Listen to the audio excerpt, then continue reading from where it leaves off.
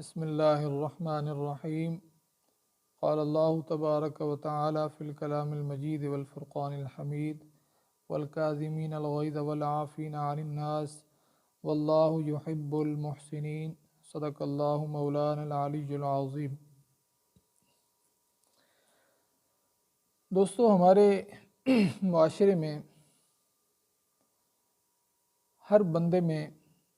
یہ چیز تقریباً موجود ہے۔ آپ اپنے ارد گرد بھی دیکھتے ہیں، اپنے گھروں میں بھی دیکھتے ہیں، روڈ پہ چلتے ہوئے جب ہم گاڑی ڈرائیو کر رہے ہوتے ہیں یا سفر کر رہے ہوتے ہیں، لوکل ٹرانسپورٹ ہم استعمال کر رہے ہوتے ہیں، تو ارد گرد ہم بہت ساری چیزیں ایسی دیکھ رہے ہوتے ہیں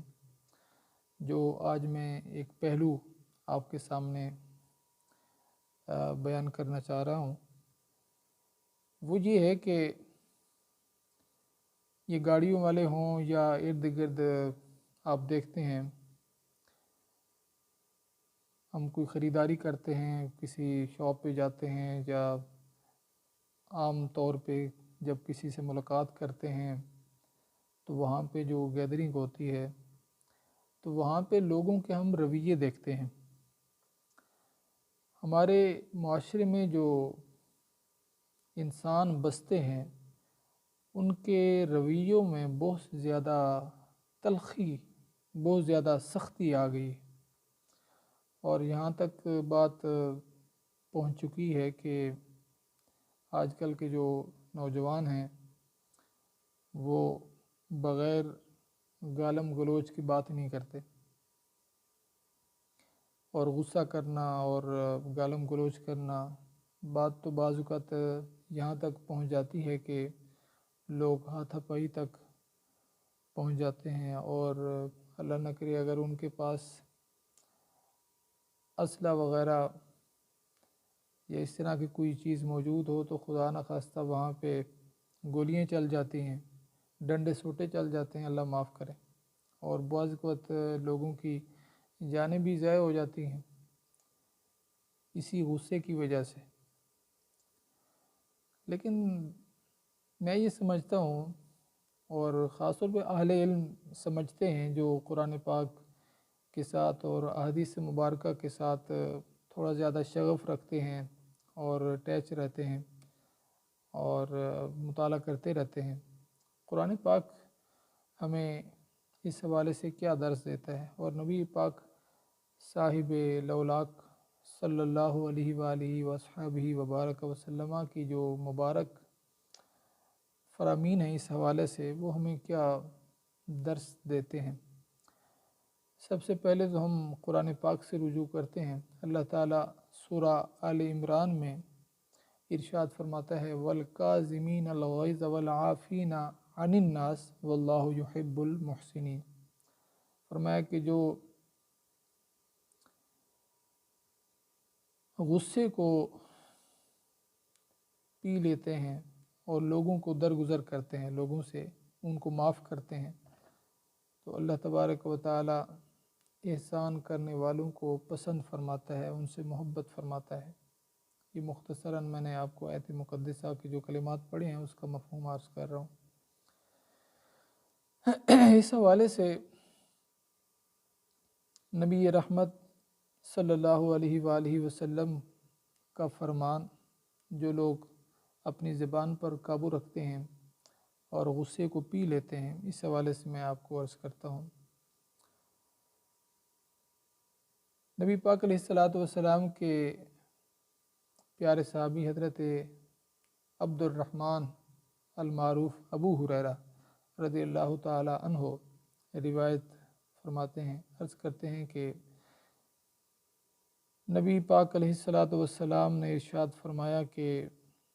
پہلوان وہ نہیں جو اپنے طاقت کے بل بوتے پر، طاقت کے زور پر دوسرے شخص کو میدان میں بچھاڑ دے، اس کو ہرا دے، اس کو گرا دے۔ فرمایا کہ پہلوان تو وہ ہے جو غصے کے وقت جب اس کو غصہ آئے تو وہ رجوع اللہ کر لے، یعنی غصے کو پی لے اور اس کو معاف کر دے، اگرچہ وہی بندہ حق پر ہی کیوں نہ ہو۔ یعنی جس کو غصہ ہے وہ حق پہ ہے، دوسرا بندہ اس کو گالم گلوچ کر رہا ہے، برا بھلا کہہ رہا ہے، لیکن وہ اگر معاف کر دیتا ہے تو یہ بہت بڑی اللہ تعالیٰ کی کرم نوازی ہے۔ اس حوالے سے حضرت انس بن مالک رضی اللہ تعالیٰ عنہ کی ایک روایت ہے، آپ فرماتے ہیں کہ نبی پاک علیہ الصلاۃ والسلام نے ارشاد فرمایا کہ جو شخص اپنی زبان پر قابو رکھتا ہے تو قیامت کے دن اللہ تبارک و تعالی اس شخص کی پردہ پوشی فرمائے گا، یعنی جو عیب ہیں، جو گناہ ہیں، اس کے اعمال اگر برے ہوئے تو اللہ تعالیٰ ان پر پردہ ڈال دے گا، ان کو لوگوں کے سامنے عیاں نہیں فرمائے گا۔ اور فرمایا کہ جو غصے کے وقت اپنے آپ پر قابو رکھتا ہے تو اللہ تبارک و تعالی اس کو قیامت کے دن جب لوگ ہلاک ہو رہے ہوں گے تو فرمایا کہ ان کو اس شخص کو ہلاک نہیں ہونے دے گا۔ تو بتائیے کہ اس سے بڑھ کر اللہ تبارک و تعالی کی اس حوالے سے کتنی بڑی مہربانی، اس سے بڑھ کر اور کیا مہربانی ہو سکتی ہے۔ جو لوگوں کو معاف کرتے ہیں، اس حوالے سے نبی پاک علیہ الصلاۃ والسلام کی حدیث پاک حضرت ابی بن کعب رضی اللہ تعالیٰ عنہ حضور کے جلیل القدر صحابی ہیں، وہ روایت کرتے ہیں کہ نبی پاک علیہ الصلاۃ والسلام نے ارشاد فرمایا کہ جو شخص یہ پسند کرے، جس کو یہ پسند ہو کہ اللہ تعالیٰ اس کا محل جو ہے وہ جنت میں بنائے، اور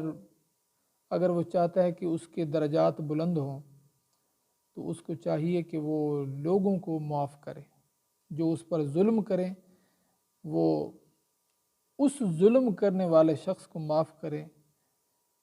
اور دوسرا فرمایا کہ جو اس کو محروم رکھے تو اس کو چاہیے کہ وہ اس کو عطا کرے، جو اس کو محروم رکھا ہے فرمایا کہ اس کو وہ عطا کرے، اور جو اس سے قطع تعلقی کرے فرمایا کہ اس کے ساتھ وہ ناطے جوڑے، رشتوں کو جوڑے، آپس میں تعلق کو قائم کرے تاکہ رشتے ٹوٹے نہیں۔ تو حضور فرماتے ہیں کہ اللہ تبارک و تعالی اس کے درجات کو بھی بلند فرمائے گا اور جنت میں اس کا محل بنائے گا۔